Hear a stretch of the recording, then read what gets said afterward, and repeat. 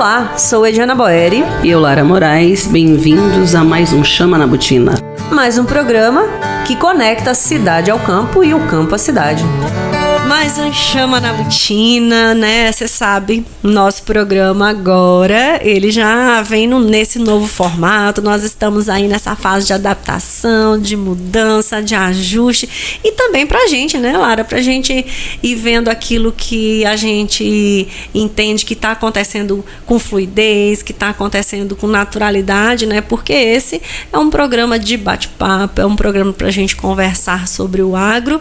E é sempre um prazer para nós estarmos juntos aqui e recebermos os nossos convidados no nosso estúdio, não é verdade, Lara? Exato. E o nosso convidado hoje está longe, num estado co-irmão, né, que a gente gosta muito. Afinal de contas, Balsas tem muitos gaúchos, né? A comunidade gaúcha aqui é gigantesca.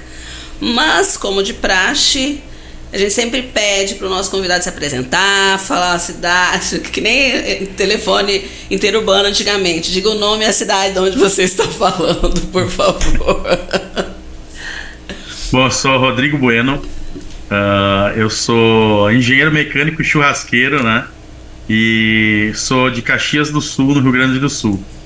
Sim, engenheiro mecânico e churrasqueiro. A única ligação que eu consigo entender é você fazendo uma churrasqueira. O restante, assim... Não, tem isso na história também. E é legal, porque eu também tenho um contato muito grande com o agro. Sim. Porque além de ser churrasqueiro, participar de competições, eu tenho uma empresa que faz peças plásticas para máquinas agrícolas. Então eu também estou nesse mercado de uma certa forma, né, pela Sim. carne, né, com o churrasco. Sim. E com as peças também, né, ajudando o mercado agro também. Olha aí que interessante, né? Então, as facetas que muitas vezes você não conhece. Porque eu e Diana, nós conhecemos o Rodrigo no dia de campo da Fazenda Progresso, em fevereiro, né? Que tinha uma equipe gigante de churrasqueiros. E como a gente não gosta de ficar quieta, a gente vai logo especulando todo mundo, porque a gente quer sempre histórias boas para contar. E Rodrigo tinha a competição e no fim, só agora que a gente conseguiu trazer o Rodrigo aqui. Verdade. E Rodrigo, como é que você vê, como é que é essa coisa, né? Vamos dar um passo para trás até para a gente fazer esse contexto. Acho que ele, na verdade, ele já deu a deixa aí para a gente, mas assim, você está em Caxias do Sul, né? Então você está no Rio Grande do Sul. Mas antes de ser dessa coisa do churrasqueiro, você já realmente essa área da engenharia e o churrasco sempre esteve presente. Como é que foi isso, né? A gente, quando fala de Rio Grande do Sul, às vezes a gente tem essa percepção de que todo mundo é churrasqueiro no final das contas, né? Ou pelo menos todo mundo se arrisca nesse meio. Eu brinco porque lá em casa o churrasco do meu irmão, eu acho assim, tipo nota 10, e o do meu pai talvez eu desse um 5. Valei-me? Sim, senhora. Eu falo isso ao vivo pro seu pai? Falo, ele sabe, mas é verdade. Mas é porque a percepção que eu tenho de churrasco é que ela exige muita atenção, muito cuidado, né? Eu até brinco que é aquele memezinho do pão de alho, né? Que você põe e fica olhando. Se piscou, ele queimou, né? Então, o churrasco, ele tem muito dessas coisas, né? Então, o jeito de fazer, enfim. O churrasco veio para você dessa coisa de família, mesmo de história, ou veio mais na frente por outros aspectos? Conta pra gente essa história. Ele veio depois. Claro que aqui, né, é uma tradição, todo domingo tem churrasco, né? Não existe casa no Rio Grande do Sul que não tenha churrasqueira, né? A gente tem até eu ouvi uma frase essa semana que a pessoa disse assim: eu procuro uma churrasqueira que tem uma casa ao redor, né? Então a gente Ótimo. Primeiro procura para ver se o apartamento, se a casa tem churrasqueira, e depois para ver quantos quartos tem essa churrasqueira, né? Exato. Então a gente tem essa tradição de fazer muito churrasco. Eu particularmente não era uma pessoa de fazer churrasco. Eu brinco, até comento quando eu conto essa história, que eu era o cara que chegava um pouquinho atrasado no churrasco, para alguém já espetou a carne, alguém já fez o fogo, aí eu não precisava ter a responsabilidade de fazer o churrasco, né? Eu ia para comer o churrasco. Mas eu comecei a me envolver com o churrasco há mais ou menos uns 10 anos. Eu assistia um programa na televisão onde o pessoal fazia desafios gastronômicos. Então, ele viajava, visitava restaurantes para participar de desafios, a asinha de frango mais apimentada, quem conseguia comer uma quantidade X de algum prato. E sempre que ele mostrava o restaurante, ele mostrava o cardápio. Então ele mostrava as preparações, o que estava sendo feito, e aquilo me empolgava muito, porque ele mostrava, eu sou especialista em churrasco americano, então eu sou um gaúcho que faz churrasco americano, né? Então isso me empolgava muito, ver aquelas preparações, e eu sempre tive a curiosidade de experimentar aquelas carnes diferentes, né? Que eram carnes defumadas, que demoravam mais tempo. Então eu aliei a minha parte de engenheiro, né? E eu construí a minha primeira churrasqueira, né? Com esse conhecimento, porque é uma churrasqueira que é diferente da nossa churrasqueira tradicional, né? No churrasco tradicional brasileiro, a gente coloca o espeto e o espeto acima da brasa, né? Então eu coloco a brasa embaixo, a carne em cima. No churrasco americano, a brasa fica distante, é um cozimento indireto. Então a carne ela assa ao mesmo tempo que ela defuma. Então é um pouquinho diferente o processo de fazer o churrasco. E isso me levou a começar a pesquisar, a estudar e a fazer experimentos, né, a me aprofundar no churrasco. Então eu não tinha uma tradição de churrasco. A minha família, meus irmãos, o meu pai fazia churrasco, mas eu era aquele cara que fugia um pouco de fazer churrasco. E hoje quem faz churrasco sou eu, né? Eu comecei a me aprofundar na parte do churrasco americano, mas eu acho que uma coisa vai puxando a outra, porque a gente vai estudando a carne para tentar achar uma carne melhor, um corte melhor, como trabalhar melhor essa carne. A gente vai estudando os processos para poder tirar o melhor daquela carne, os temperos. Então eu acho que uma coisa vai puxando a outra, né? E hoje faço churrasco de grelha, churrasco de espeto, todos os tipos, né? Exatamente por esse fascínio que o churrasco traz, né? Eu acho que talvez antes eu não tinha sido mordido pelo bichinho do churrasco, e agora eu fui mordido por uma especialidade do churrasco que foi me levando para outras especialidades, né? Sim. Então, mais ou menos eu comecei dessa forma, sem muita tradição, mas hoje estou totalmente imerso nesse mundo do churrasco. Então você era aquele que já chegava com a cerveja na mão, né? Esperando pelo menos a linguicinha já pronta para tirar gosto. Já pegava o churrasco em andamento, já para não ter aquele... E não dava opinião, não ficava opinando para também não passarem o bastão. Eu né? ia falar isso, né? Porque acontece muito, né? Não me meto no churrasco dos outros. É igual a questão do chimarrão, né? De não ficar mexendo na cuia e na bomba do outro, né? Exatamente. Bem assim. Isso geralmente também dá um certo mal-estar. Mas deixa eu só te fazer uma pergunta. Essa questão, você disse que churrasco na grelha, na brasa, no espeto, pra ti tem diferença de sabor? Pra mim, eu sinto diferença do sabor da carne quando ela tá no espeto, quando ela tá na grelha. Tem bastante diferença. Eu que faço defumação ainda, sim, por cima, tem diferença até porque a gente usa a lenha, né? Sim. A lenha vai saborizar essa carne. Então tem diferença sim. As reações, a maneira que é feito é diferente, né? O churrasco de espeto, ele é feito de uma maneira da peça, normalmente é uma peça inteira, que é assada devagar, né? O churrasco de grelha já é uma peça que está porcionada, já recebe um calor muito mais forte, né? Então tudo isso vai trazer um sabor diferenciado. E ainda por cima a gente tem, se a gente for fazer com lenha, a gente vai trazer, além dessa diferenciação do tamanho da carne, do tipo de salga, né? Então, normalmente no espeto a gente salga com sal grosso antes, na grelha tem gente que salga antes, tem gente que salga depois. Sim. Na defumação a gente já utiliza outros temperos, então a gente faz um mix de temperos que a gente chama de dry rub. A gente utiliza temperos secos, mistura esses temperos com o sal, né, e faz uma composição, é como se fosse uma marsala do indiano, sim. Né, ou um sal temperado, se a gente fosse abrasileirar, né, esse termo. Então a gente já traz outro sabor. Então todos eles vão trazer uma nuance, um tipo de churrasco diferente um do outro. com certeza a gente tem sabores, cortes, até os próprios cortes variam quando a gente vai fazer um ou outro, né? Sim. E você acha qual melhor, Rodrigo? Essa pergunta. Agora é a pergunta de milhões. Não é porque eu tava, enquanto você perguntou, e eu tava aqui raciocinando, né? Tentando imaginar se ele teria alguma preferência. Ele tem que ter, talvez ele não fale, né? Mas certeza que ele tem. Eu ia perguntar, na verdade, se ele tem realmente essa preferência ou se o gosto dele mudou ao longo do tempo. Eu acho que são momentos, assim. Eu acho que cada ocasião é uma ocasião, né? O churrasco de defumação é um churrasco mais longo. Então ele é um churrasco para curtir os amigos ali, a gente curtir o processo.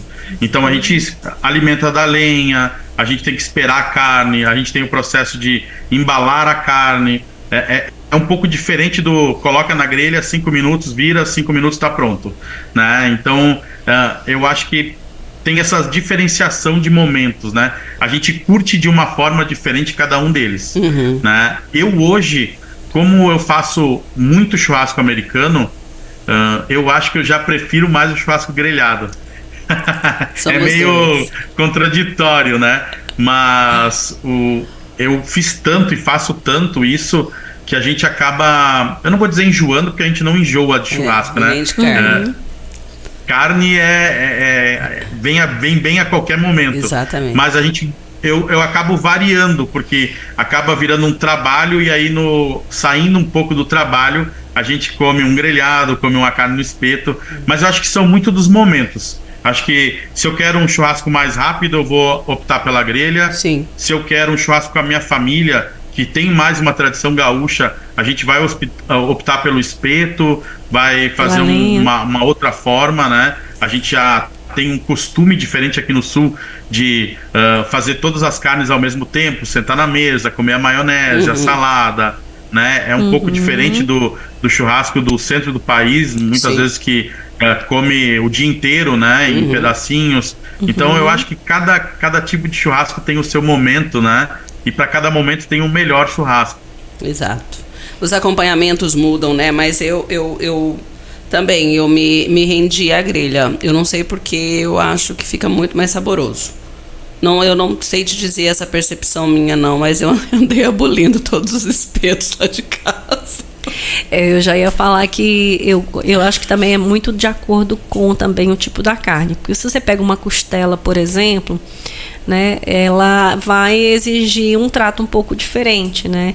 Então, por exemplo, lá em casa eu vejo isso pelo meu irmão. Eu não sou realmente churrasqueira nesse sentido de eu fazer. Mas o que eu observo é que, principalmente quando vem a questão da lenha, então ele acende fogo, né? Tem aquela espera do deixar estar bem quente, né? E dependendo da costela, ou ele vai envelopar ela para dar aquela cozinhada primeiro, para depois tirar e fazer a finalização. Domingo mesmo ele fez e ele deixou no fogo lá, só que no fogo um pouco mais baixo, ele levantou um pouco mais e deixou o fogo mesmo embaixo. Então assim, ela estava suculenta e estava no ponto, né? Então eu acho que realmente o Rodrigo comentou, eu fiquei imaginando que assim, eu acho que talvez a escolha, ela tá mais associada com o evento que eu vou fazer.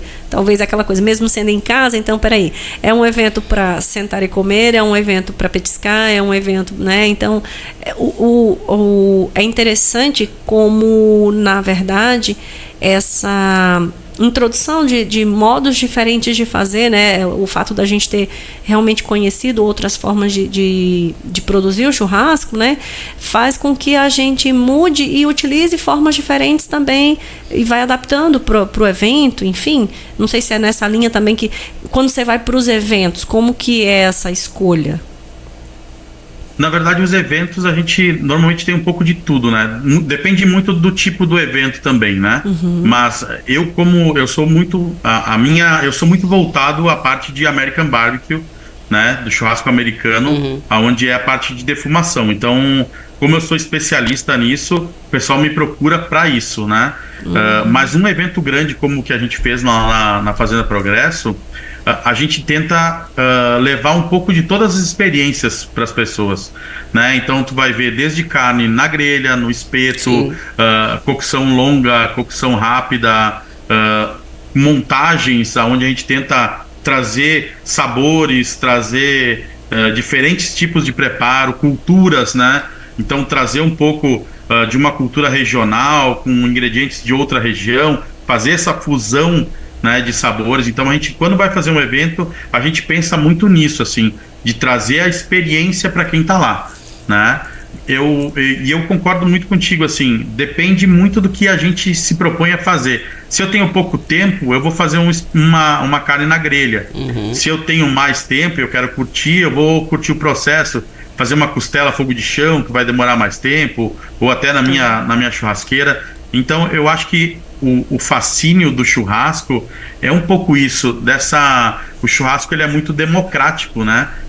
Ele te possibilita fazer o churrasco em qualquer lugar. Se eu juntar 2 pedras, um pouquinho de lenha e uma grelha, eu faço, ou um espeto de pau, eu faço churrasco em qualquer lugar. Então tem muito disso no churrasco, muito dessa... E ele é muito ancestral, né? A gente se reúne ao redor do fogo para contar história, para curtir aquele momento, para comer aquela comida, né?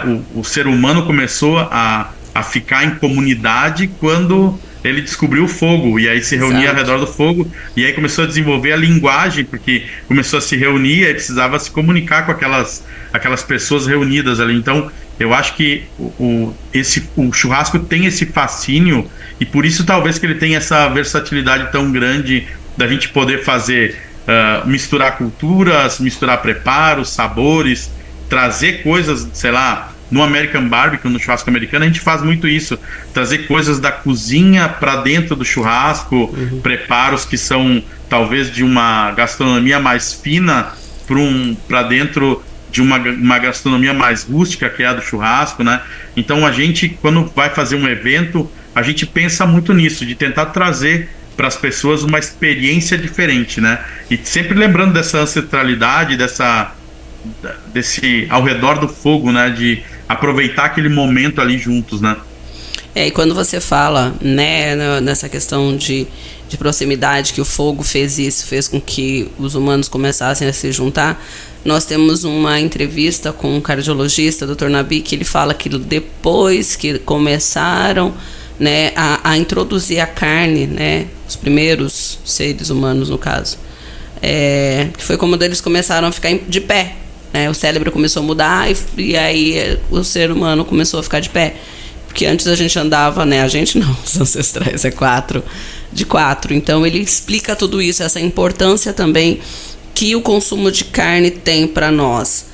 Tanto a questão de desenvolvimento cerebral, quando a criança, e para nós agora, principalmente mulheres da minha faixa etária, porque você tem que ter músculo, né? Você tem que ter proteína para você ter músculo para se sustentar depois de uma certa idade. Porque se você não ingere uma certa quantidade de proteína, você perde essa questão de músculos. Sim, não estou criticando quem não come carne. Eu sei que tem gente que não come carne porque tem problemas de saúde, mas outras pessoas é por opção.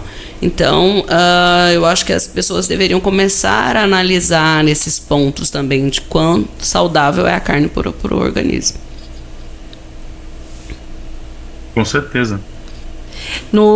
Nesse processo, quando você fala da questão do churrasco, da carne, Rodrigo, esse mix que a gente acaba vendo em eventos, por exemplo, com a associação, você estava mencionando a questão dos acompanhamentos, a questão, por exemplo, das verduras, dos legumes, sendo colocados no mesmo espaço.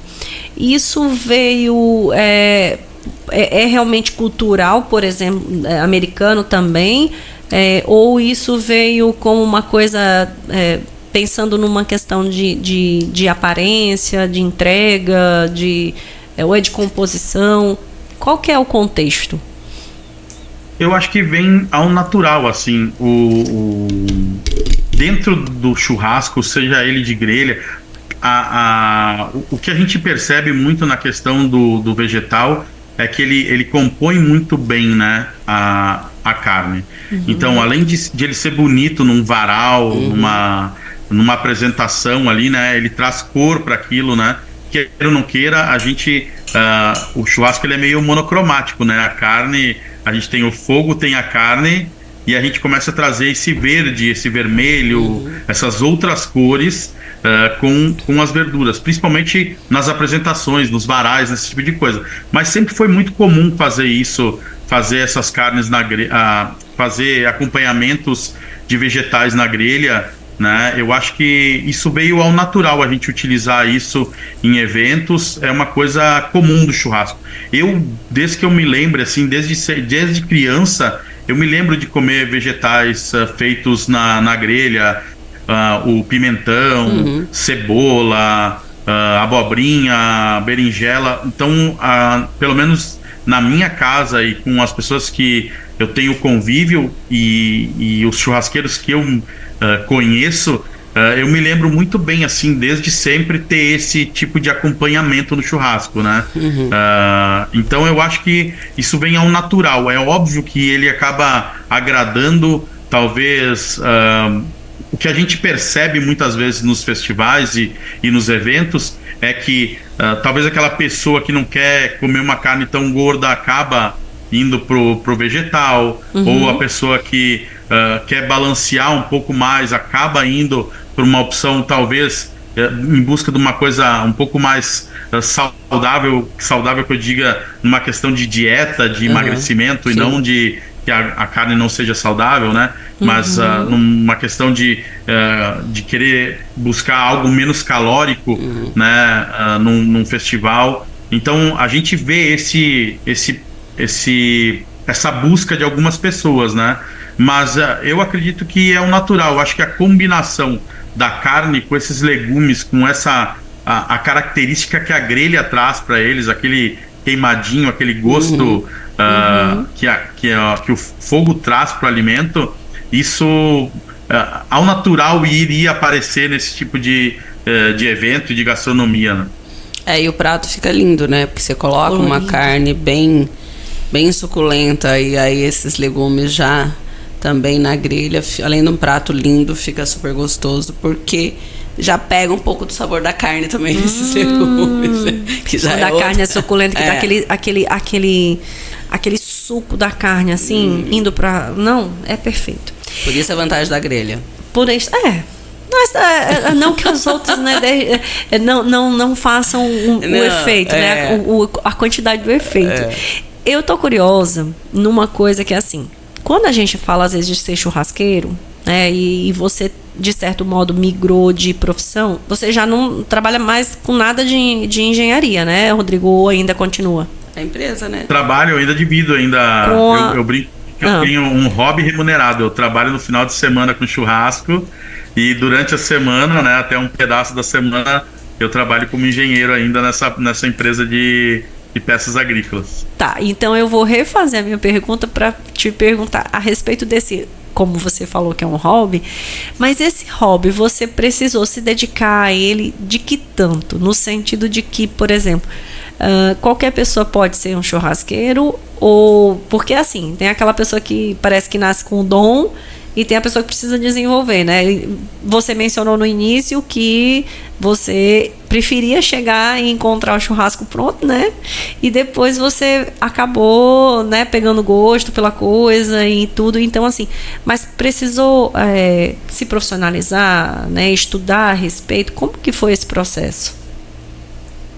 Olha, no tipo de churrasco que eu comecei, eu fui atrás de estudar bastante, porque era algo novo no Brasil, ainda é algo novo no Brasil, né? É uma técnica que é diferente, como eu falei, ele é meio contraintuitivo, porque a gente coloca a carne longe do fogo, né? Já começa por aí, né? Então, eu acredito que qualquer um pode ser churrasqueiro, né? No começo, fui muito autodidata, eu fui atrás de informação pela internet, por livros, até começarem a aparecer cursos, né, com esse tipo de churrasco. Então eu acredito muito, muito, muito na questão do treino, de se desenvolver, de testar, de ir atrás, de procurar conhecimento na área, porque qualquer um pode. Não tem restrição nenhuma da gente se desenvolver, da gente... o pessoal fala muito no futebol, né, que o Messi tem o dom e o Cristiano Ronaldo é um cara que treina muito, né? Então os dois são muito bons, né? Um talvez tenha que se esforçar um pouco menos, porque já tem um dom de natureza daquilo, e o outro tem que se esforçar um pouco mais para atingir a perfeição na profissão dele. E eu acho que talvez algumas pessoas vão ter uma facilidade maior, né? Talvez porque tiveram um background, né, de churrasco, teve o pai e a mãe, tem um background de cozinha e de churrasco que facilitou. Outros talvez não tenham tido nenhum contato com nenhum tipo de gastronomia e aí vão sentir falta disso na hora que começarem a estudar, mas eu acredito que qualquer um pode. Eu tenho cursos, né? Hoje eu dou cursos de churrasco americano, e eu tenho alunos que são desde profissionais de TI, de tecnologia, até profissionais de engenharias, professores, funcionário público. Qualquer um que tenha vontade consegue se tornar um churrasqueiro. Claro que para ser um bom churrasqueiro vai depender de uma dedicação maior, né? Eu vou te dizer assim, eu comecei a estudar isso em 2013, 2014, fazem 10 anos. E eu ainda estudo todos os dias, né? Eu tenho os meus cadernos, eu tenho os vídeos que eu acompanho, eu estou sempre me atualizando de técnicas novas, então estou sempre buscando esse conhecimento para me atualizar, para melhorar, para buscar. Estou sempre testando outras coisas, porque eu acho que a gente nunca vai saber tudo, né? Então a gente tem que estar sempre se desenvolvendo. Com certeza. Antes de você falar do curso, eu ia perguntar justamente isso para ti. Se vocês tinham curso, se você, por exemplo, assim, como você é especialista num tipo de churrasco que não é o churrasco brasileiro, vamos assim dizer, porque, na verdade, eu acredito que para dizer que tem um churrasco brasileiro é meio complicado, porque, como você disse antes, né, de norte a sul se assa carne, mas cada pessoa, cada lugar com a sua peculiaridade de tempero, de ponto de carne, da forma como se processa isso. Mas tem muitas mulheres, Rodrigo, nesse curso, assim, é procurado por muitas mulheres, porque é uma forma de terapia, né? Cozinhar, você ter toda essa preocupação, porque não deixa de ser todo um ritual. Com certeza, eu tenho várias alunas, várias mesmo, e ele é interessante porque eu falei do costelão 12 horas. Se a gente fosse imaginar o churrasco americano, ele tem muito do churrasco de costela, porque normalmente o churrasco americano utiliza cortes mais duros, cortes do dianteiro do animal. Então ele acaba sendo também uma técnica que valoriza o animal como um todo. Então eu posso fazer preparos tanto de carnes mais macias, que são usadas na grelha, né, como carnes mais duras, como o peito, como a paleta, né, como carnes que, em teoria, não são usadas para o churrasco, ou não estão usadas para o churrasco. Então, o churrasco americano, ele tem bastante nessa coisa do ritual, né? Ele é um churrasco demorado, então a gente defuma a carne em baixa temperatura por um longo período, depois a gente embala essa carne, depois a gente espera essa carne ficar macia, né? Então ele é um churrasco bem terapêutico, né? Sim. A gente brinca, eu falo isso sempre no início dos meus cursos, que eu digo assim, cuidado que vocês estão entrando num mundo que vicia, porque essa coisa esse processo todo acaba viciando a gente, porque ele é muito recompensador, todo aquele esforço que tu coloca. Como eu falei, a grelha, eu vou botar um bife na grelha, lá um steak na grelha, eu vou demorar, sei lá, 5, 10 minutos, vou virar ele vai estar pronto, eu vou servir e a gente vai comer. Agora, eu pegar uma carne de manhã e eu conseguir comer ela só à noite, né, tem todo um que a mais nesse final aí, né? Sim. Nessa recompensa, será que vai dar certo, né? Então, tudo isso faz com que esse churrasco tenha um quê a mais de ritualística, sabe? De ele se torna interessante. Por isso que eu digo que existem momentos e momentos, né? Tem Sim. momentos para um churrasco mais rápido, tem momentos para um churrasco mais demorado. E a gente fala muito que é um momento muito do churrasqueiro ali ficar naquele processo de cuidar do fogo, de alimentar o fogo, de observar a carne, para ver a transformação que está acontecendo, de conversar com a carne, porque ela vai te falando, olha, eu estou ficando pronta, não estou ficando pronta. Então, tem tudo isso que acontece ali enquanto a gente está nesse processo, né? E aí a gente servir aquela carne no final e a pessoa ter uma sensação gostosa, isso é meio que não tem preço, né?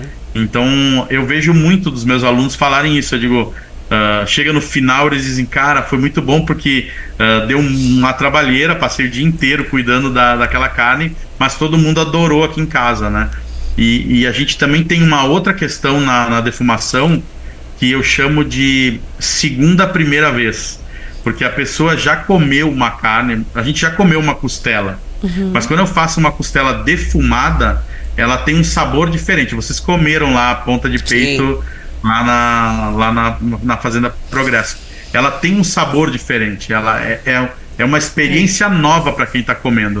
E aquilo, para quem está fazendo a primeira vez e para quem está comendo a primeira vez, causa um impacto muito grande, porque a pessoa diz assim, bom, vou comer aqui uma picanha defumada. Eu já sei o sabor que tem a picanha, eu já comi várias vezes picanha. Só que a experiência que ela tem é tão diferente que o cérebro começa a fazer, não, peraí, o que é isso aqui que eu tô comendo? Não é picanha, mas é picanha. E esse bug que dá na cabeça da pessoa faz esse efeito que eu falei, meio viciante, né? Que a pessoa fica procurando aquela sensação novamente. Então agora, você explicando isso, então assim, o americano não é como é o brasileiro. Vamos comprar uma carne domingo logo pela manhã, vamos escolher uma carne gostosa pra gente fazer pro churrasco. O preparo deles é muito mais longo. Isso, não em todas as carnes, mas a maioria delas é mais longo. Eu vou te dar um exemplo. Se eu for fazer uma coxa de frango, eu vou demorar em torno de 45 minutos a 1 hora, mais ou menos. Que tem o processo. Se a gente fosse fazer, talvez, na churrasqueira, ia demorar muito menos. Uma picanha vai demorar 1 hora e pouco também, os cortes mais rápidos se assemelham muito ao espeto. Sim. Cortes mais demorados, como a copa lombo, que a gente faz ele desfiado, ou o brisket, né, que é o peito bovino, esses sim vão demorar aí de 6 até 12 horas, pode demorar uma peça para ficar pronto. O cupim também, que é um corte bem brasileiro, né, que a gente praticamente só tem aqui no Brasil, né, nessa técnica. A gente faz o cupim defumado, deve dar em torno de 8 a 12 horas para ficar pronto. Sim. Então não dá para comprar uma carne de manhã e dizer vamos fazer isso aqui pro almoço. Não, tem que ter uma programação. E no sul o povo ainda é mais acostumado a comprar carne cedo e começar a fazer. Você pega do meio do Brasil para cima, o povo acorda meio-dia e vai pensar em comprar carne para começar a fazer o churrasco. Gente, essa hora eu já desmaiei. Não tem condição. Eu não posso falar nada porque eu sou dessas assim. Então. Você é desse grupo? Eu sou desse grupo. Meu Deus. O domingo para mim tem que ir para de noite. Pois é, mas tem segunda-feira. O churrasco de grelha possibilita isso, né? Tem a velocidade, né? Ô, Rodrigo, e nesse sistema que você trabalha principalmente, tem o que são os acompanhamentos mais indicados, vamos dizer assim? Ou você faz você com o tempo meio que predefiniu alguns acompanhamentos que se encaixam melhor ou estão dentro desse estudo que você faz? Como que é a questão de acompanhamento para essas carnes? O americano tem alguns acompanhamentos que são clássicos, né? Então, só que a gente, eu também falo muito isso, que a gente não está aqui no Brasil cozinhando para o americano. Então a gente tem que fazer adaptações, né? Então eu acabo adaptando muito. Eu sempre falo que eu misturo muito. Então eu gosto de fazer talvez o corte americano com acompanhamento brasileiro, né? Então eu costumo fazer muitas vezes a salada de batata, que é uma coisa que o americano também faz, mas é uma coisa muito nossa gaúcha aqui de e comer maionese de batata no churrasco, né? Sim. Então a gente faz a farofa, a gente puxa o vinagrete, essas coisas que são mais brasileiras para acompanhar esses cortes, né? Mas o americano costuma fazer o mac and cheese, que é um macarrão com queijo, né? Então é um macarrão, aquele cotovelinho com queijo. Sim. Então é um acompanhamento muito clássico do americano. Eles têm uma saladinha de repolho com maionese que se chama coleslaw. Ela lembra uma maionesezinha. Ela lembra a maionese nossa, mas ela é uma salada de repolho, né? Então, só com o molho da o maionese, mais ou menos, seria isso? Seria Como? o repolho com o molho da maionese, no sentido, não tem a batata, substitui a batata pelo repolho e faz aquele molho, a maionese em si. Mais ou menos, um pouquinho mais ácido talvez do que a nossa maionese, mas por aí. O americano tem o pickles, né, que seria o nosso pepino em conserva, esse tipo de... Porque o que acontece? As carnes do dianteiro, elas têm bastante colágeno e bastante gordura também. Então a gente precisa desse ácido para quebrar um pouco dessa gordura, né? Senão fica muito pesado essa comida. Então o americano tem essas coisas mais ácidas, crocantes também, para a gente tem uma carne muito macia. Então quando a gente vai montar um acompanhamento, a gente pensa nos complementos, né? Então se a minha carne é muito macia, eu penso no acompanhamento crocante. A gente começa a fazer essa brincadeira para que aquele prato tenha uma composição harmoniosa, né? Então eu consigo complementar uma coisa com a outra. E o americano faz isso também quando faz os complementos. Então a gente faz isso. Lá na Fazenda Progresso, eu servi um acompanhamento que é bem americano, que se chama baconium, que é bacon, cebola e milho. Então a gente aqui também tem o costume de comer milho, mas não da maneira que o americano come, né? Eles têm creme de milho, eles têm... E aí um monte de outras coisas que o americano faz e que a gente não faz tão igual, mas a gente acaba... Muitas vezes a gente usa o que eles fazem, mas eu gosto muito de fazer essa mistura, né? Porque eu digo assim, logo depois que eu fiz o evento da Fazenda Progresso, eu fiz um vídeo na internet e eu disse assim, que era muito mais fácil vender ponta de peito defumada do que brisket, né? Porque 90% da população não sabe o que é brisket, que é ponta de peito defumada. O americano chama de brisket, né? E quando a gente faz algo muito novo, a gente é meio que obrigado a explicar para as pessoas aquilo que elas vão comer. Elas não têm a obrigação de saber aquilo que tu está entregando, né? Eu comparo muito com o sushi, né? Se a gente for pegar o sushi, ele tem os nomes em japonês que particularmente, se tu não me explicar, eu não vou saber o que é o que. Então, precisa da explicação para saber. Então, é muito mais fácil a gente pegar algo novo e diferente e colar com algo que a pessoa já conhece. Sim, a gente baixa a barreira de entrada da pessoa. Então, por isso que eu gosto de fazer sempre acompanhamentos com uma pegada mais brasileira, para que a pessoa baixe um pouquinho aquela restrição, né? Porque senão, se eu faço tudo americanizado, tudo com nome americano e tudo de uma maneira que ela não entende, a pessoa não se propõe a experimentar. É muito difícil de eu chegar num local e a pessoa me falar só um monte de nome que eu não sei e será que... Tem muitas pessoas que são mais aventureiras e experimentam. Sim. Mas tem outras que vão no hambúrguer daí, vão na picanha, vão no cupim. Por quê? Porque eu sei qual vai ser a minha experiência com uma picanha, eu não vou me arriscar a comer esse negócio que esse cara tá falando aqui, né? Vai que não é bom, né? Que é difícil, mas realmente acaba tendo uma restrição. E você trabalha com quais tipos de carnes? Então a gente já falou aí da carne de gado, né? Você já comentou sobre o frango, suínos, peixes também, como é que é? Olha, a defumação ela aceita praticamente tudo. Então a gente defuma cordeiro, suíno, frango, peixe, vegetais. A gente tem defumar secos, como farinha, sal, porque daí eu posso utilizar essa farinha defumada num preparo e trazer o gostinho de defumado para vou fazer um pão. Eu defumo a farinha do pão e depois eu faço um pão que vai ficar com sabor de defumado. Então tu consegue trazer o sabor de defumado para qualquer coisa praticamente, né? Então, no Brasil hoje, a gente abrange praticamente tudo, né? Óbvio que algumas regiões são mais fortes em algumas proteínas e outras em outras, né? Eu acho que como qualquer lugar do mundo, os Estados Unidos têm muito isso. O Texas é muito bovino, as Carolinas são muito suínos por causa da própria colonização, facilidade de manejo, né? No Brasil também, a gente tem regiões como o Rio Grande do Sul, a gente defuma mais bovinos e cordeiro. Santa Catarina defuma mais porco, porque tem uma facilidade maior. Mas assim, praticamente se defuma de tudo mesmo, assim, não tem uma restrição hoje. Eu tenho um grande amigo meu que defuma muito peixe, então defuma tambaqui, pirarucu, que são peixes aqui do Brasil, né? Clássicos, tilápia, a gente defuma em eventos também. Aí tem camarão, o pessoal de Santa Catarina, tem amigos que estão defumando as ovas da tainha, estão fazendo virou uma especialidade de Santa Catarina defumar ovas de tainha. Então, são coisas assim pontuais de cada região que está aproveitando o seu melhor, né?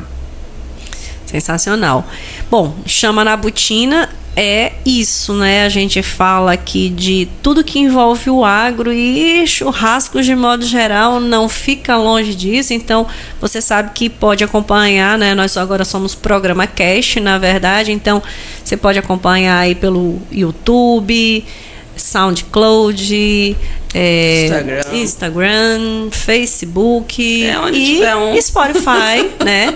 Então, não posso assistir, mas eu quero ouvir, pode baixar lá no Spotify, né? Ou no SoundCloud, que também é somente áudio, né? No aplicativo. Também, né? Então, você sabe que tem as diversas formas. Procura lá @agromulhermais.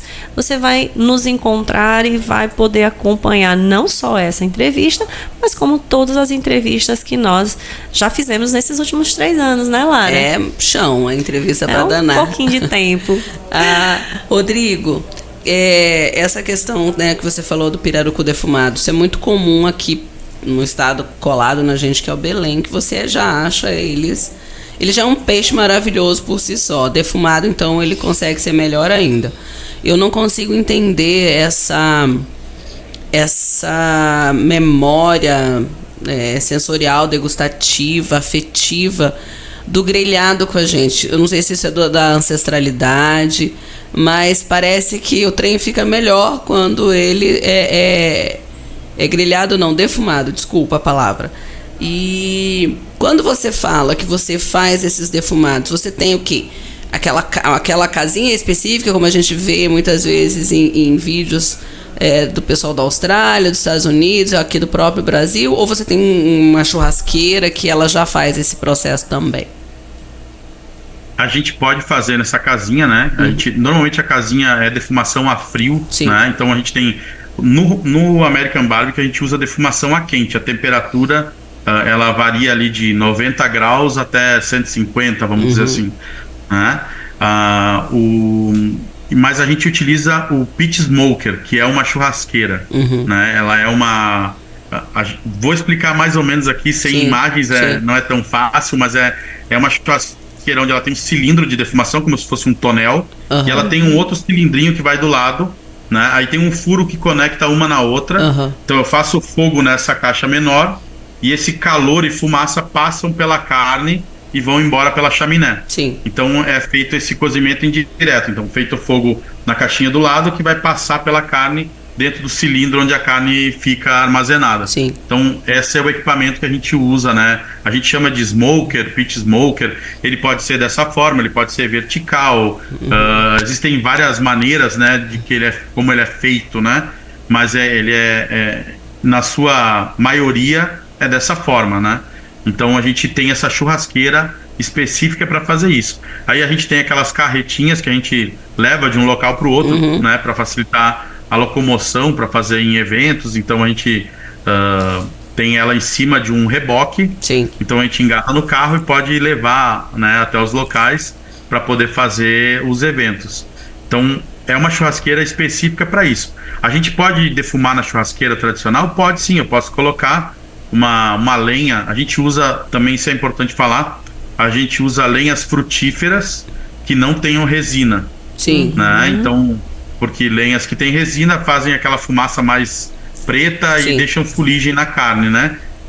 Então a gente não usa lenhas que tenham resina, e normalmente as frutíferas elas não são tóxicas também. Sim. Então a gente fazendo essa linha de corte, na maioria das vezes a gente vai acertar, não vai usar uma lenha que não pode ser usada. No Brasil a gente tem milhares de lenhas aí que a gente usa, maçã, a gente usa pêssego, jabuticaba, usa laranja, lixia, caju.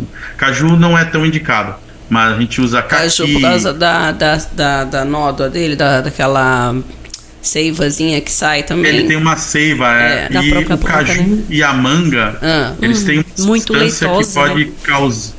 Eles podem causar uma alergia em algumas pessoas, então não é indicado utilizar. Tem gente que não vai acontecer nada, mas pode correr o risco de algumas pessoas terem problema, né? Eu ia te perguntar, assim, basicamente, né?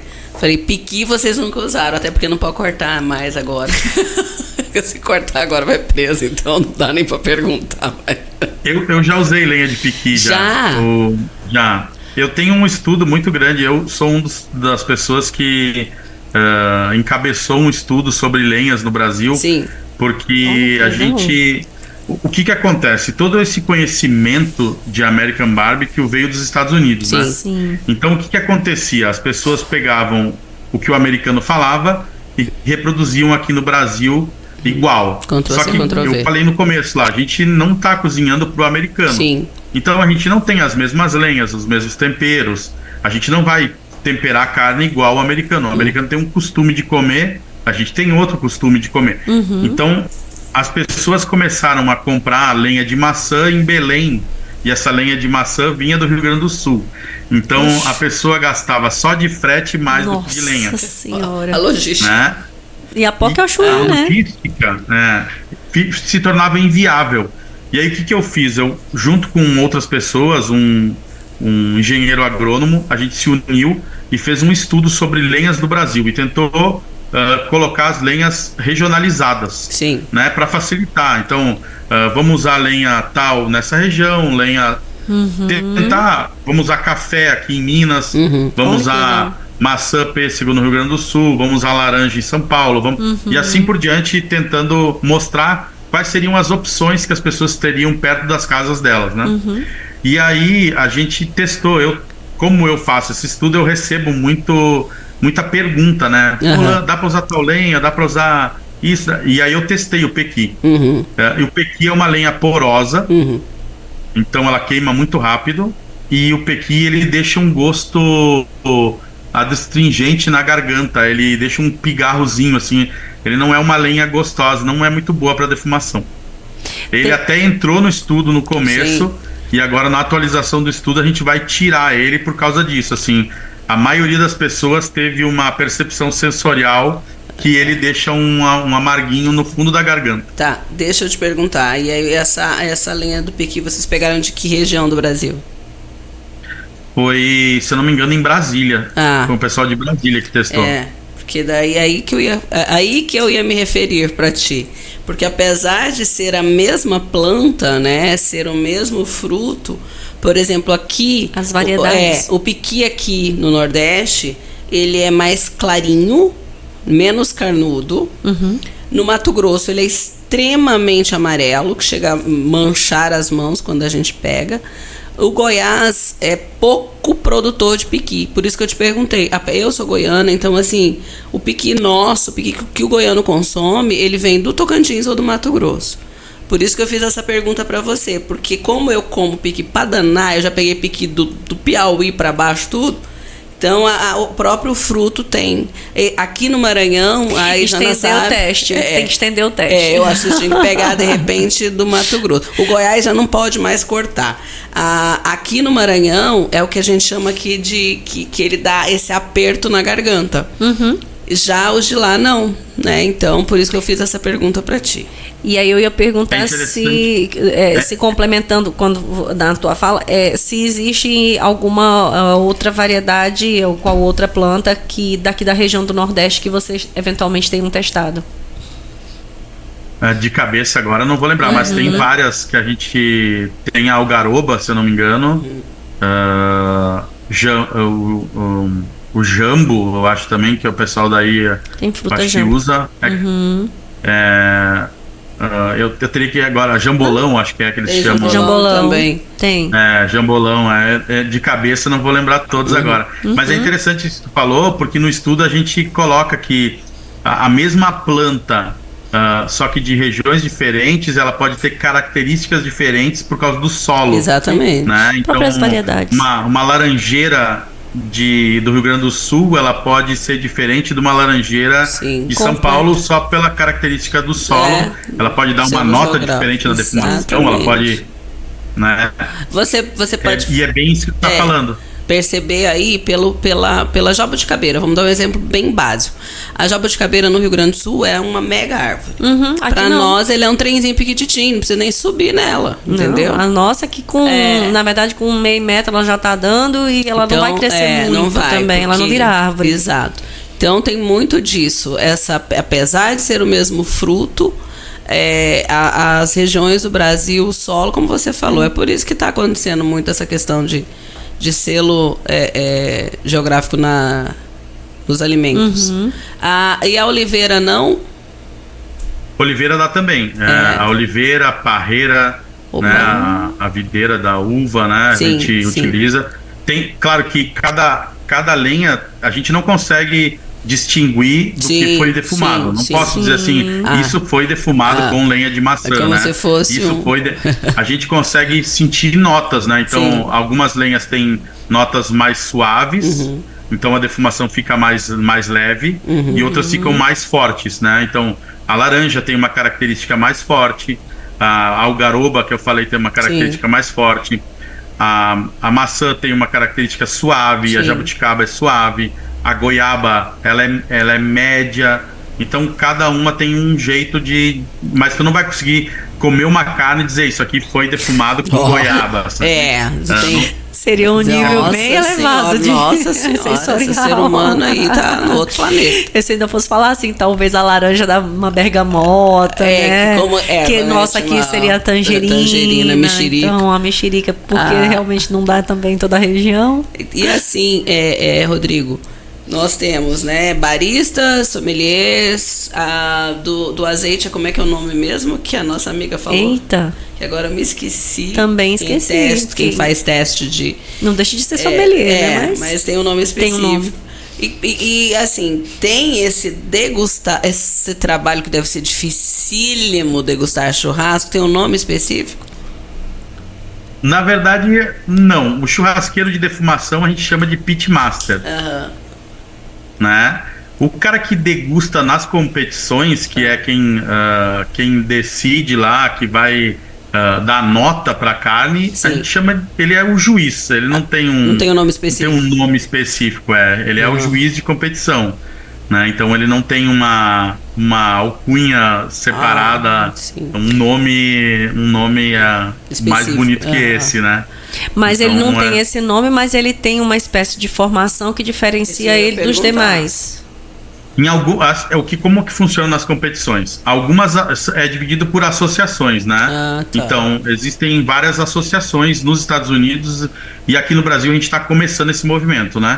Então, o que acontece? Nos Estados Unidos, algumas regiões, o juiz é treinado. Então, ele recebe... Eu dei um curso agora no Brasil faz umas 2 semanas. É um curso de dia inteiro, onde a gente passa todas as diretrizes que o juiz deve seguir para fazer o julgamento dele, né? Então, ele vai julgar sabor, textura e aparência daquele prato que ele está recebendo, e ele tem que seguir aquela regra, que é a regra que o juiz é ensinado a seguir para fazer aquele julgamento. Outras associações nos Estados Unidos não fazem treinamento, eles têm um bate-papo antes da competição, explicando um pouco do que vai acontecer ali, e aí eles passam algumas diretrizes para o pessoal não ficar tão perdido. como preencher a ficha, o que eles devem observar e deu, é só isso. Então aqui a gente faz um treinamento e essas pessoas, eles participam de uma simulação de uma competição, a gente produz uma carne, faz uma simulação e eles têm ali o seu primeiro momento de juiz ali para eles terem essa experiência sensorial de como que é, né? Como que é julgar para não fazer isso a primeira vez numa competição. Então ele faz isso no curso a primeira vez.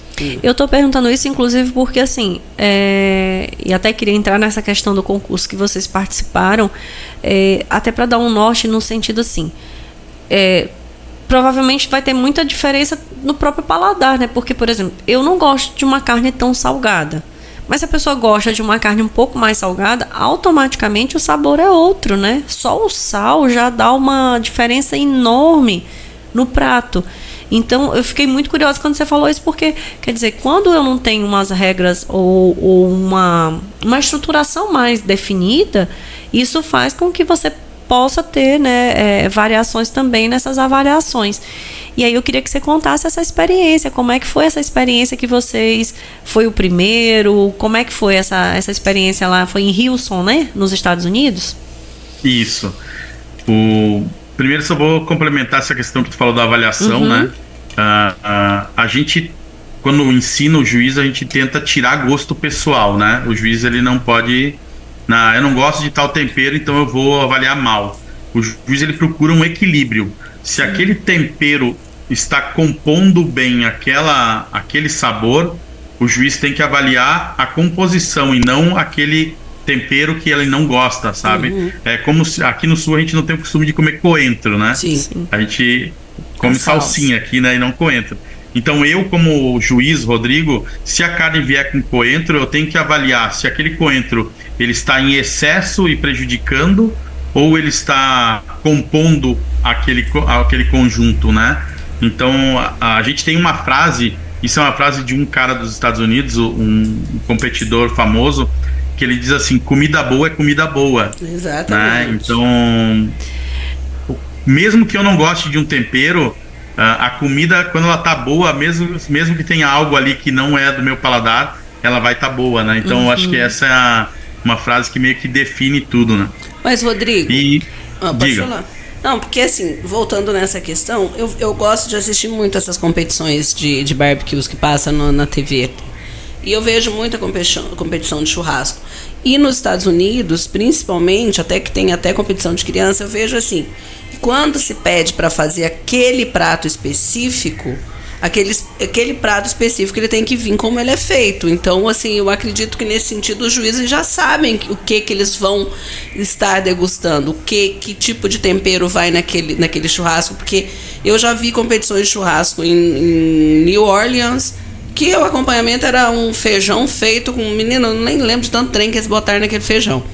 Mas que eu me lembro que os juízes falaram assim: olha, esse daqui tá como ele sempre foi feito, tem tal coisa, tal coisa, tal coisa. Então eu acho que você acaba sabendo o que você vai comer, a não ser que seja um churrasco assim, né, livre, cada um faz o que tem vontade. Sim. Não, na competição, normalmente assim, a competição é dividida em categorias, Sim. né? Então, a gente, normalmente, as principais são o peito bovino, frango, porco, costelinha de porco, né? Então, tu já mais ou menos sabe que vai ser aquilo. Não tem acompanhamento, é só a carne sozinha. Okay. Ela pode vir com molho ou sem molho. Okay. Né? Se vier com molho, o molho tem que vir na carne. Não pode vir separado num potinho, né? Então, tem essas regras pro competidor e as regras pro juiz. Então, tu afunila de uma forma que tu já meio que cria uma situação para que seja entregue daquela forma, né? Para que não, senão se tu deixar em aberto, a criatividade do ser humano é imensa, né? Ela pode vir qualquer coisa. Né? Ainda então, mais um brasileiro numa competição. Isso. Só que na questão de tempero, ele pode usar o que ele quiser, né? Ele pode temperar a carne da maneira que ele quiser. E aí que às vezes pode acontecer de ir um tempero diferente do outro. Sim. Mas não é tão surpresa assim, porque as pessoas têm uma linha de trabalho, né? O que acontece é como eu falei, e algum tempero que tu não gosta. Sei lá, vou dar um exemplo. O cara botou um pouco de canela no tempero dele. Sim. E aí então tem aquele toquinho de canela. Ah, mas eu não gosto de canela. Tá, mas essa costela tá gostosa com essa canela, né? Eu não sou um crítico gastronômico ali. Ali eu sou um juiz para avaliar o que a pessoa me entregou, né? Então, esse é o cuidado que a gente tem que ter, e por isso que tem esse treinamento para que esses erros não aconteçam, para que o juiz não se torne uma pessoa. Ele não tá ali para ser cruel, né? Sim. Ele tá ali para avaliar o que ele recebeu. Ser justo, né? Isso é muito legal. Sim, pode continuar, Rodrigo. Eu ia falar sobre Houston agora. Sim, eu ia voltar exatamente para a pergunta. Eu ia falar, agora vamos entrar nesse assunto, que eu tô curiosa, que eu quero que você conte pra gente como é que foi a primeira vez, como é que foi essa experiência. Houston, na verdade, eu tô indo pela 5ª vez. Eu sou o único brasileiro que foi em todas as participações. A gente participa desde 2019. Foi quando a gente conseguiu essa vaga nesse campeonato. Houston, a gente participa o maior rodeio do mundo, né? Então, é o rodeio de Houston. Lá tem uma competição com mais ou menos 300 equipes de churrasco. Então, acontece no estacionamento do estádio lá de Houston. É uma competição que ela é dividida, ela tem 5 categorias. Ela tem uma categoria de sobremesa, uma categoria que é prato do chefe, que é livre, a gente pode fazer o que quiser. Essa aí tá a liberdade total. A gente tem peito, costelinha e o frango, tá? Então, isso começou em 2019, porque eu fui... Em 2017, no Brasil, teve um campeonato. Eu fui o primeiro campeão brasileiro desse tipo de churrasco. Foi a primeira competição que teve. Eu fui o primeiro campeão brasileiro. Se montou uma equipe onde pegaram todos os capitães de todas as equipes e se montou uma equipe brasileira que foi para lá. Ok. E eu fui o capitão dessa equipe. Uau! Né? Então foi a primeira vez que a gente foi em 2019. E aí a gente foi assim, eu acho que a experiência mais louca que teve, porque a gente foi para lá sem saber que equipamento ia usar, sem saber onde ia comprar a carne, sem saber que tempero vai usar, sem saber carne, como né? era a No sentido da textura, né? Porque você não tá conhecendo. Uma coisa é a carne brasileira, né? Que você tem domínio também. Exatamente. E outra, a gente tem o açougue que tu conhece, a marca que tu conhece. Quando tu vai para outro país, muda tudo. O manejo é diferente, as regras são diferentes, as regras de saneamento da carne são diferentes, né? Lá a carne é dividida por categorias, né? Então, tu tem categorias de marmoreio, Prime, Choice e Select. Então, cada uma tem um marmoreio específico. Então, tu pode... Aqui, quando a gente vai no mercado no Brasil, a carne não é dividida por marmoreio, né? Não. Uma carne qualquer que está na gôndola. Pode ser que ela tenha mais marmoreio ou menos marmoreio. Hoje a gente tem essa divisão nas boutiques de carne, onde o frigorífico seleciona e manda para lugares específicos as melhores carnes, né? Lá eles têm a carne melhor, ela já vai para o ponto de venda selecionada, ela é específica, né? Então, são maneiras diferentes de comprar carne. A gente não conhecia as regras. Eu me lembro que, como eu era o capitão e eu sou engenheiro mecânico, tenho uma metodologia maior, eu li 74 páginas, né, de regras para chegar lá e saber como que funcionava. Fiz aquela pesquisa na internet para entender o campeonato, como é que eram as entregas. Então foi uma experiência totalmente nova para nós do Brasil.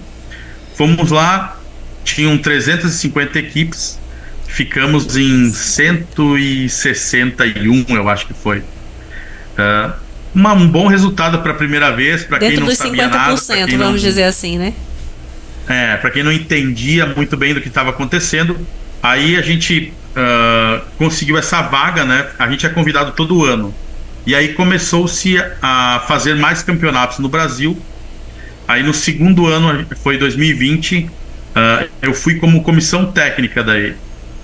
Uma equipe brasileira ganhou aqui e eu fui acompanhar essa equipe para eles não passarem a mesma coisa que a gente passou, né? Aí a gente já sabia onde comprar carne, como funcionava um pouco melhor as regras. como eram as entregas, aonde deveria, como funcionava aquele processo todo, né? E aí foi até com uma equipe do Pará, chama Churras de Patrão, uma equipe do Pará, e a gente passou tudo que a gente sabia para eles, e o que a gente tinha passado, e eles tiraram 21º, se eu não me engano. Poxa. Foi incrível, assim, foi um marco histórico para a gente. Estava na Vila Internacional porque o que acontece? Ele é um campeonato mundial de churrasco, e aí a gente fica separado das outras equipes. Por quê? Porque as equipes internacionais não têm a mesma estrutura que uma equipe local, né? Sim. Então eles nos emprestam equipamento, a gente recebe uma tenda, a gente recebe um equipamento, uma tenda, 2 mesas, 4 cadeiras e uma caixa térmica. Isso é o que a gente recebe. O resto a gente tem que se virar. É o kit se vira. Só que a gente fica num local específico da competição. E aí fica nós, o México, a Suécia, o Canadá, a Austrália, aí muda, às vezes tem Japão, Coreia, alguns países eles mudam, outros ficam sempre. E do nosso lado ficam os campeões mundiais ali. Então os campeões de todas as competições ficam próximos a nós ali. Então a gente tem a experiência de conhecer aqueles caras que a gente vê na televisão, que são os grandes campeões ali, ficam ali do nosso lado. E foi engraçado que no primeiro ano a gente estava nessa loucura de teste, e um dos campeões chegou para nós e disse assim: o que vocês estão fazendo aí? E aí a gente disse: não, a gente está treinando, né? Daí ele olhou para nós bem sério e disse assim: vocês já fizeram mais churrasco hoje que eu fiz todo ano, porque vocês não param de fazer churrasco aqui. Eu digo, que a gente, para nós é tudo novo, a carne, a churrasqueira, o evento, é tudo novo. Então, tu imagina, a gente brincava que era o Jamaica abaixo de zero do churrasco, né? Porque era tudo novidade, tudo. Aí fomos muito bem no segundo ano, aí veio a pandemia, não teve 2021. 2022 a gente tirou 100º lugar. Tentamos usar a mesma estratégia, porque a grande dificuldade agora das competições, no início era toda a carne, era o equipamento, entender tudo. Hoje é entender o paladar, né? Porque a gente cozinha pro americano, e aí tu tem que entender o que ele tá esperando daquela carne.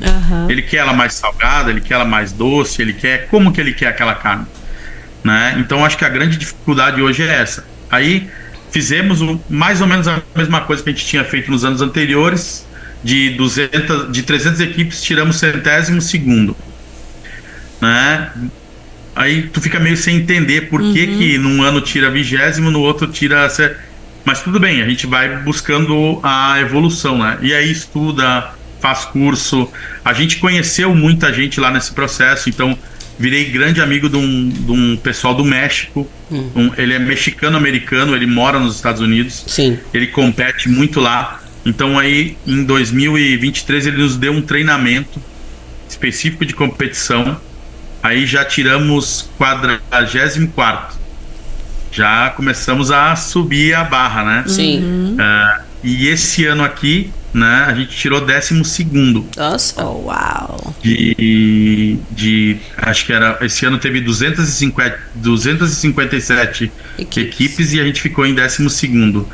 Então, para nós foi um feito, assim, né? Chegar a uma equipe, a gente compara que é como se um americano viesse fazer churrasco de espeto no Rio Grande do Sul, tirasse o 12º, porque o Texas é o berço do churrasco americano, né?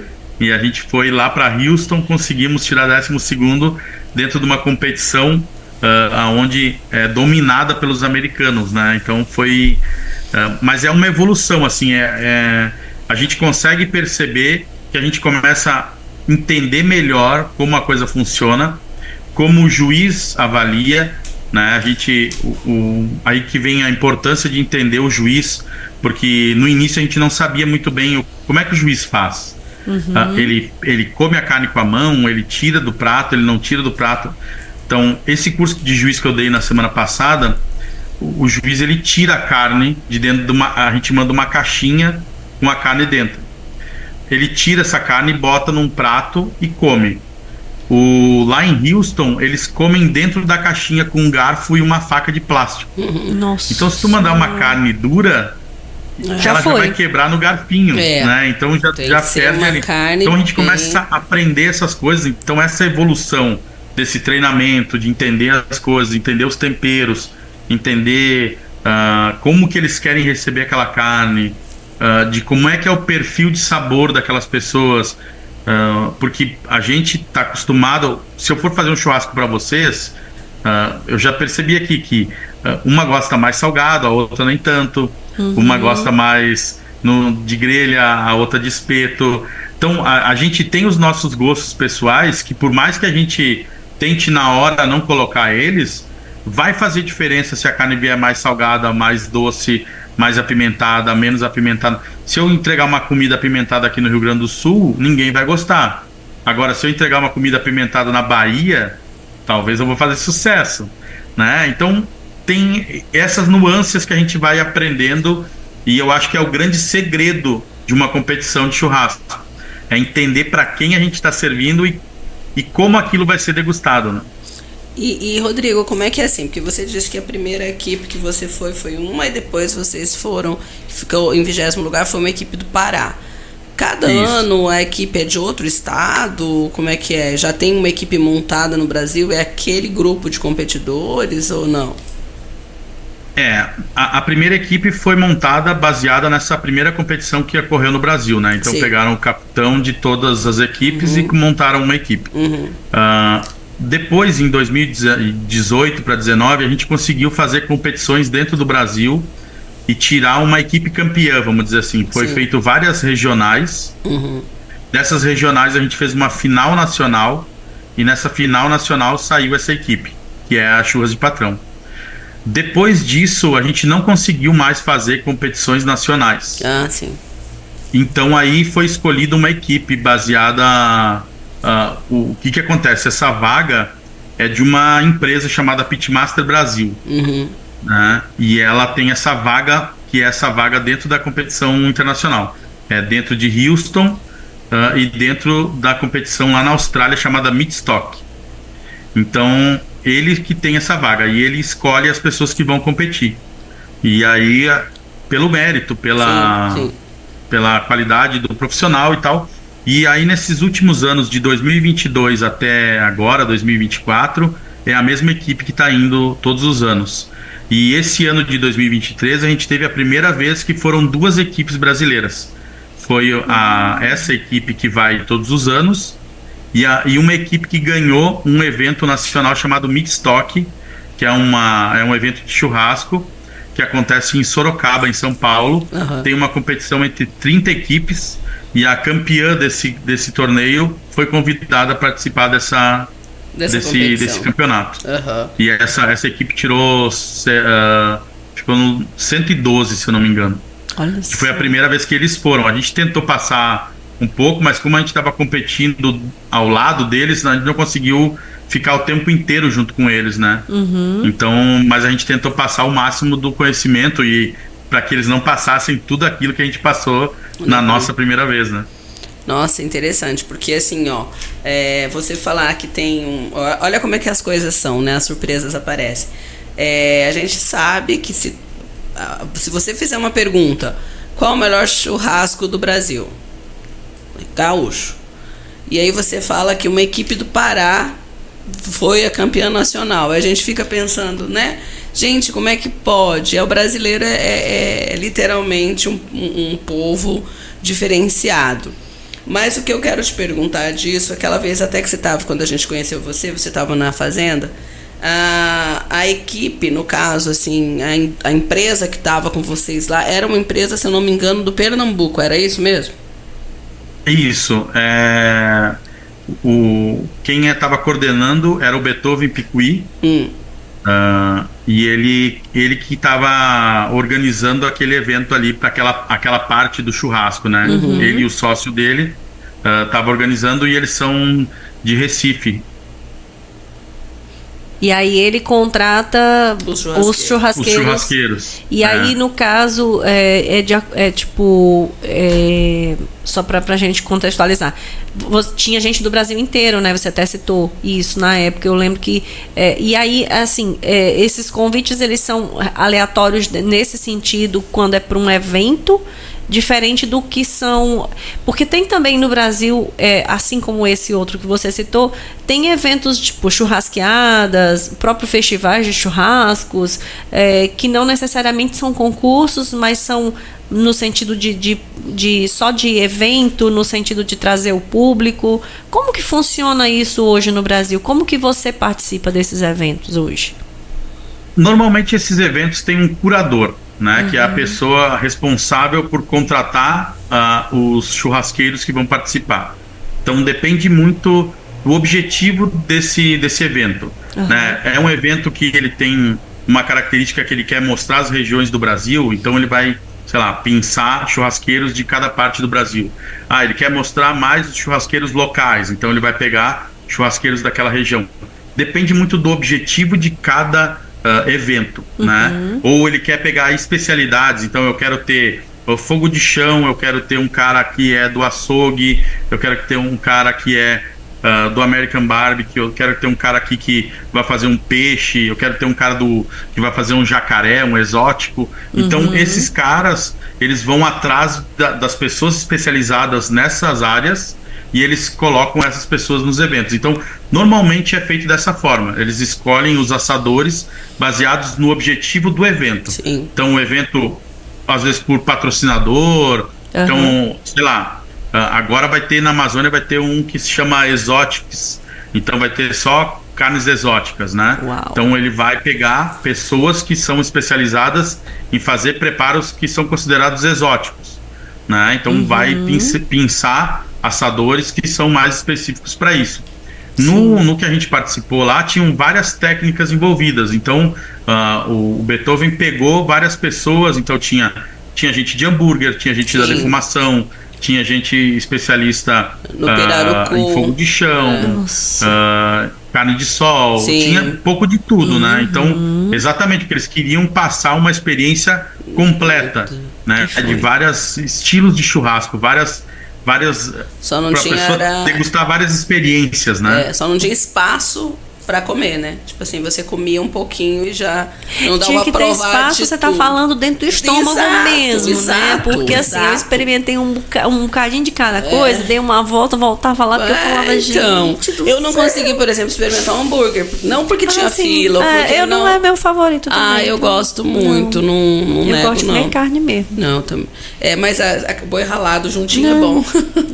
Eu passo eu vou dar uma dica. Nessas oportunidades, a gente tem que deixar por último aquilo que a gente está acostumado a comer. Tem que sempre comer as coisas novas e diferentes. Foi por isso que eu deixei o hambúrguer por último, mas aí não cabia mais. E aí a pessoa sai do hotel, em vez de ficar com o bucho vazio, não, tem que comer cuscuz no hotel. E come cuscuz no hotel, chega lá, não tem espaço para comer mais nada. E aí dentro dos festivais, assim, dentro do Brasil, por exemplo, eu já ouvi falar de churrasqueadas, já ouvi falar desses outros eventos, mas me parece uma coisa um pouco mais, usar uma palavra que talvez não seja correta, mas um pouco mais gourmetizada, no sentido de vendida como um evento fast food, food drink, na verdade, né? Uma coisa mais chopp e carne. Vocês também participam desse tipo de evento, Rodrigo? Sim, participo. Na verdade, é um pouco isso, sim. O formato, existem vários formatos de evento hoje no Brasil, né? A gente tem o formato que nasceu muito com a churrascada, que é hoje um dos maiores eventos do Brasil, que é esse formato de open food e open drink, né? Open de bebida e open de comida, né? Que a pessoa paga um valor de ingresso e aí ela pode consumir tudo que ela quiser, desde bebida até a comida. Né? E aí, então, alguns têm uma preocupação maior na questão de querer trazer, como eu falei ali, uma mensagem. Então, o evento fala para o chefe e diz, olha, aqui a nossa ideia desse ano é trazer ancestralidade. E aí, então, os pratos são montados baseados nisso. Né? Vamos tentar fazer algo assim. Ou vamos trabalhar com a regionalidade, com a sua regionalidade. Eu vou dar um exemplo. Eu fiz um festival que o objetivo era trazer a sua regionalidade. A minha cidade é famosa pelo galeto. O galeto temperado com sálvia, vinho branco. Eu fiz um galeto defumado, então usei a técnica que eu estou acostumado, né, que é a minha especialidade, e servi com a salada de maionese, que também é uma salada clássica aqui da minha região. Então eu fiz algo num festival pro Brasil de uma comida típica da minha região. Então eu trouxe a minha regionalidade, né? Mas usando uma técnica americana. Sim, então que foi depende muito da onde a gente vai fazer. Em outros lugares o cara quer o Rodrigo. E o Rodrigo vai fazer, porque o nome do Rodrigo é interessante para o evento. Aí o Rodrigo vai lá, eu quero que tu faça a costelinha como tu fez no campeonato. Então a gente vai lá e faz a costelinha como a gente fez, repete a receita da costelinha no campeonato.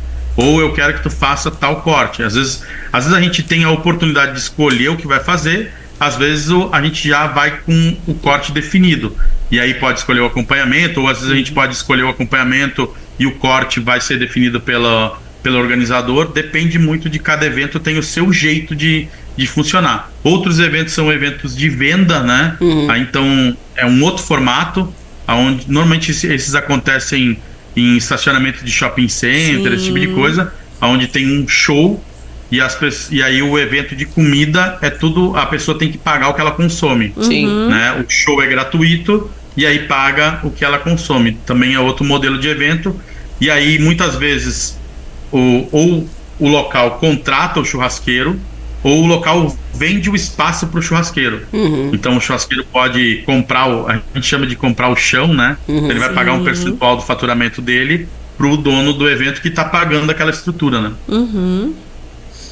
E Rodrigo, hoje assim, vamos supor, o que você falaria para aquela pessoa que gosta, né?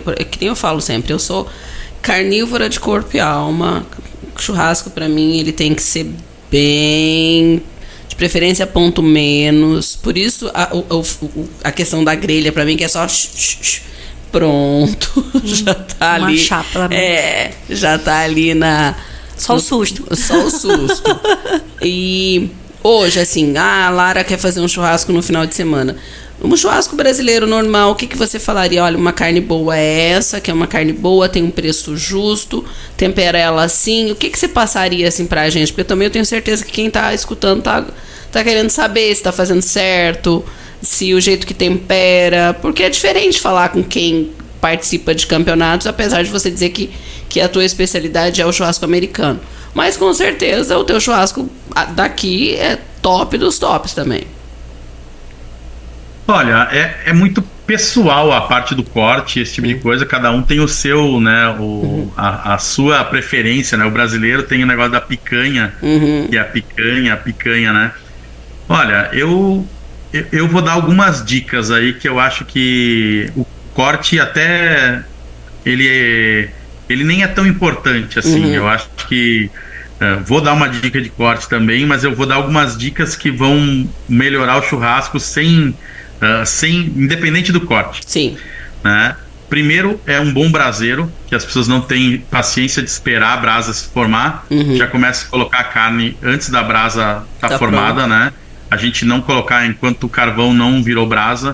Tem aquela fumacinha, aquilo ali não é legal, vai dar um gosto ruim pra carne e não é bacana. Isso não é defumação, né? Só para deixar bem claro, né? Fumaça não é defumação. Aquilo ali não é defumação, né? Aquilo ali é sujar a carne com a fumaça do carvão que não tá queimando direito. Ok. Então a primeira coisa é um bom braseiro, uma boa brasa, um calor, né? Segunda coisa, utilizar lenha no churrasco, né? Se for churrasco de parrilha ou de churrasqueira, né? Pode até botar em cima da brasa, pode fazer chama, né? Deixa ela queimar, você vai ver que vai ter um gosto diferente no churrasco. Então utilizar a lenha vai trazer um sabor. Usar outros temperos na hora de temperar. Então se usar só um sal com pimenta do reino, já vai notar uma diferença diferente na carne, né? Então eu acho que aí a gente já tem sabores novos no nosso churrasco. O sabor da lenha e o sabor desse tempero de sal e pimenta do reino. Sim. Se quiser dar um toquezinho de alho também, um alho desidratado, maravilhoso, vai ficar melhor ainda. Então, já com esses temperos básicos aí, já dá uma característica nova. Então, bota lá 70%, dá para usar o moedor, moe a pimenta e moe o sal em cima da carne, já vai notar uma diferença de sabor. Colocando a lenha vai notar outra diferença. E eu gosto muito, a gente aqui no sul chama de vazio, né? Mas muita gente chama de fraldinha. Sim. Eu adoro a fraldinha, então eu acho que é um bom corte aí pra fugir da picanha, esse tipo de coisa. Eu gosto muito da maminha também, do chapéu de bispo, que a gente chama aqui. Então, 2 cortes aí que moram no meu coração. A fraldinha realmente é uma delícia. Falando dos meus preferidos. Eu ainda gosto muito do bife de Angus também, mais altinho assim, né? Mas, então, aí seria essas dicas. Então, churrasqueira elétrica, nem pensar, Deixa eu aproveitar aqui só para fazer um adendo aqui. O que você acha sobre os temperos, por exemplo, aqueles... Aqui a gente não tem problema com marca, não, mas eu vou falar logo arisco, que é mais fácil. É o mais conhecido. Eu tenho aqueles temperos completos, né? Que a gente compra lá no supermercado, tem lá sal, pimenta, alho. Tem de tudo. Tem com pimenta, sem pimenta. Como é que eles funcionam bem para essas carnes também? Eu gosto. A gente chama de dry rub. No churrasco americano, a gente chama de dry rub. A gente só tem que cuidar a marca que a gente vai comprar, não pela questão de marca, mas é pela questão da qualidade do ingrediente. Sim.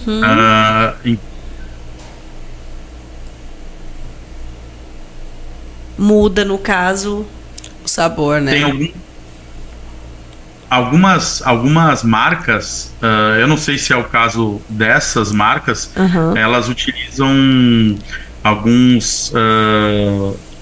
eles podem misturar uma quantidade de farinha de acho que é de milho, se não me engano, ou trigo. Amido de milho na composição. Então isso vai alterar. Não é tão legal. Então, se utilizar uma que seja melhor, uma qualidade melhor, um dry rub, um tempero e um tempero seco bom, eu gosto muito de fazer isso. Né? A dica que fica, clássico. Na verdade, leia a embalagem, né, do produto que você está comprando, né, para ver se ele realmente não tem, se ele só realmente tem os temperos, ou então faça o seu tempero, que é essa dica que você deu lá no começo, inclusive, que eu acho sensacional, que é faça o seu mix daquilo que você gosta, né, para usar também. Isso, vai melhorar. Assim, na minha opinião, tá? Eu hoje praticamente não uso só sal em nada que eu faço. Ou tem sal, pimenta do reino e alho, sal, alho, páprica, cebola em pó, tudo tem algum gostinho diferente. Orégano. Alecrim. Alecrim é maravilhoso. Eu agora eu vou fazer inveja, né? Como eu sou louca por feiras, eu trago meu temperinho, porque tem uma tiazinha lá que faz anos que ela faz esse lá de Goiânia. E aí você sabe que aquilo lá é 100% caprichado, né? Então a carne fica assim, desaforada. Você vai ter que pegar o endereço do Rodrigo e mandar uma amostra pra ele, vai ter que trazer uma pra mim, né, Rodrigo? O que você acha, né? Pra testar, ver se é tudo isso mesmo, né? Eu quero. Eu tenho uma linha de temperos. É legal, Rodrigo. Não sabe. Aí, tá vendo?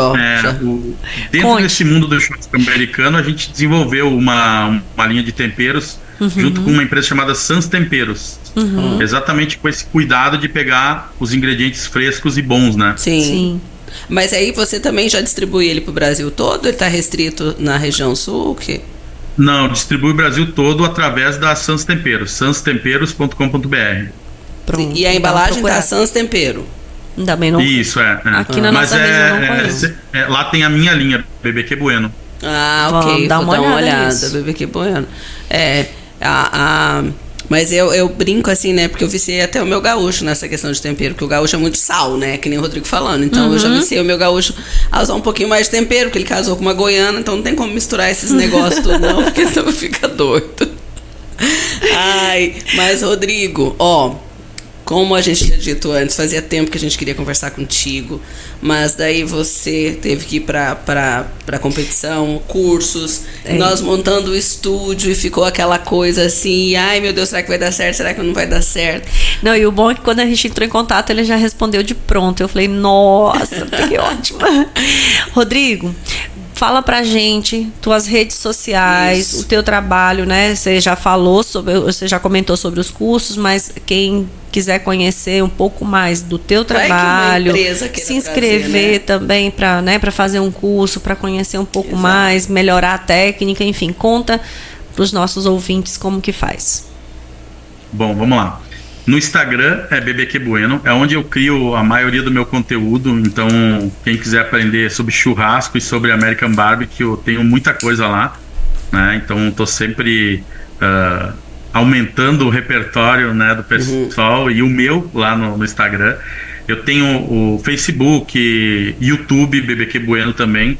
No YouTube eu faço um negócio legal porque eu comecei vendo vídeos, como eu falei pra vocês, né? Sim. Então eu pego vídeos americanos em inglês e eu comento esses vídeos. Legal. Então eu faço aqui uma tradução e eu vou explicando o que tá acontecendo e explicando a técnica que o cara tá usando, por que ele tá fazendo aquilo, por que não tá, né? E discutindo aquilo que tá acontecendo. Então é legal para quem não fala inglês, é uma maneira de aprender algo que está em outra língua. Então no meu YouTube, BBQ Bueno também. Tudo é BBQ Bueno, tá? E eu tenho bbqbueno.com.br, que é onde tem os meus cursos online, onde eu ensino a parte de American Barbecue, do zero. Desde como é que funciona a churrasqueira, como fazer o fogo, quais são os cortes de carne, como que eu coloco a carne no equipamento, como que eu faço um tempero, todo explicadinho eu chamo Zero to Hero, do zero ao herói. Então vai começar do zero sem saber nada e lá no final vai estar defumando e fazendo sucesso com a família. Então lá no bbqbueno.com.br tem os meus cursos. E eu tenho a empresa que eu trabalho, né, que é a Unitec Peças Agrícolas. A gente faz peças para colheitadeiras, plantadeiras e pulverizadores. unitec.ind.br. Então eu trabalho com a parte de plástico, parte de metal. São peças de conjuntos que vão em colheitadeiras, plantadeiras e pulverizadores. E a marca dos temperos, Sans? Dos temperos é sanstemperos.com.br. Mas aí também, se me encontrar no Instagram, pode me mandar direct, eu respondo. Vocês viram que eu sou rápido para responder. Não, e a gente vai deixar na descrição do vídeo também. Ele colocou, eu entrei aqui no Instagram, já vi. Tem uma mulher na equipe, né, Rodrigo? Tô vendo aqui vocês. Isso, a Júlia Carvalho, né? Festejando aqui, eu vi que tem uma mulher na equipe. Falei, coisa boa isso. A equipe é bem. A gente tem a Júlia, tem o Bruno, e o Luan e o Caribé. O Caribé não pôde ir esse ano. Sim. O Caribé é de Belém, o Bruno é do Maranhão, a Júlia é de São Paulo. O Luan é do Rio e eu sou do Rio Grande do Sul. Então é bem uma seleção mesmo. Um nortista e um nordestino, né? Porque Belém não deixa norte, de ser, né? Que é norte, né? Mas tá aqui do ladinho. Nossa, mas assim, cada vez mais sucesso e que os nossos ouvintes tenham aprendido assim a importância que e essa questão de como você disse antes, né? O churrasco tem essa coisa de agregar família, amigos, né? Quando você vai tem churrasco no CTG, como aqui de vez em quando tem, vai inclusive ter nesse domingo, e é isso, é de você se juntar. Isso é uma coisa que eu lembrei, né? Que há 2 anos atrás, né, teve, por exemplo, tem aquelas competições de maior costelão, né, em termos de quantidade, né, que teve lá em Parauapebas, 1.200 costelões, né, então assim, são coisas que o de lá foi muito legal. Eu estava presente, que eu vi que assim, como foram convidados vários CTGs também que ajudaram na cocção de tanta carne, no preparo, a gente via que cada grupo preparava de uma forma, né? Então era parecido, mas não é igual, né? Então tem essa coisa de que você traz uma experiência nova e uma oportunidade nova de você experimentar, às vezes, a mesma coisa, né? Vou deixar entre aspas a mesma coisa aqui, para trazer o fato de que se aquela carne que você gosta, mas se você preparar de forma diferente, e eu acho que esse é o grande aprendizado, né? Que traz realmente da questão do, para mim, a palavra que ficou realmente foi amor, né? E paciência, né? Porque o que fazer, preparar essas carnes exige paciência, né? Essa coisa mesmo do cuidado, do tempo, né? Porque não é o meu tempo, é o tempo da carne, é o tempo daquele preparo que vai exigir. E o Rodrigo trouxe um pouquinho dessa experiência. Então, assim, Rodrigo, olha, eu tô muito, muito encantada, também fiquei, né? E com esse trabalho que você faz, principalmente porque no nosso caso a gente experimentou e viu que realmente é diferenciado. Então, assim, parabéns. E eu deixo você com o seu depoimento final aí, sua fala final, pra gente encerrar esse programa de hoje. Bom, primeiro agradecer muito o convite, né, de poder falar um pouquinho sobre isso. É uma técnica nova, né, é uma coisa diferente. Ao mesmo tempo que ela atrai novos olhares, ela também tem um preconceito envolvido, porque é um churrasco que não é o tradicional, né? Mas como tu falou aí, eu acho que é muito importante a gente dizer, é uma técnica que não veio para competir e tomar espaço de ninguém. Ela veio para agregar um sabor novo, uma maneira nova de se comer a mesma carne, né? Da gente ter uma opção diferente de fazer a mesma coisa. Como tu disse, o churrasco ele pode ser feito de várias formas.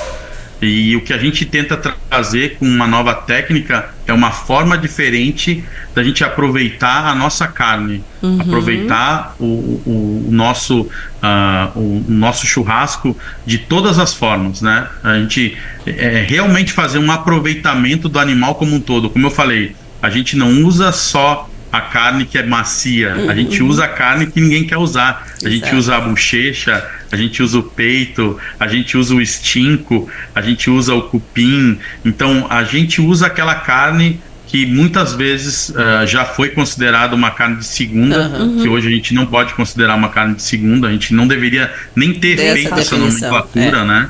A gente não deveria nem ter dado esse nome para a carne, né? Então a gente está trazendo algo que tá aqui só para agregar. A gente não quer dividir, não quer brigar com ninguém, não quer roubar o espaço de ninguém. Eu tenho uma coisa que eu falo sempre, que é assim, a gente não quer dividir um pedacinho da pizza, a gente quer aumentar a pizza para todo mundo aproveitar dela. Exatamente. Quanto maior for esse mercado, maior vai ser para todo mundo. Vai ter empresa de equipamento, empresa de tempero, o frigorífico ganha, o produtor rural ganha, todo mundo ganha. Então eu acho que é isso, a gente está criando uma nova maneira, ou trazendo uma nova maneira de se comer a carne. Eu acho que esse é o que a gente quer fazer, quer trazer uma nova experiência. Então muito obrigado por dar esse espaço para a gente poder levar isso a mais gente. Obrigada a você, né, que eu ia brincar, falei, você tá trazendo, na verdade, você está convidando carnes que não seriam convidadas para o churrasco. Exatamente. É sobre isso. É isso. Exatamente. Muito obrigada, Rodrigo. Olha, foi um prazer ter você aqui conosco, né? E mais um Chama na Botina. E até o próximo programa. Chama na Botina, galera. Beijo. Tchau, tchau.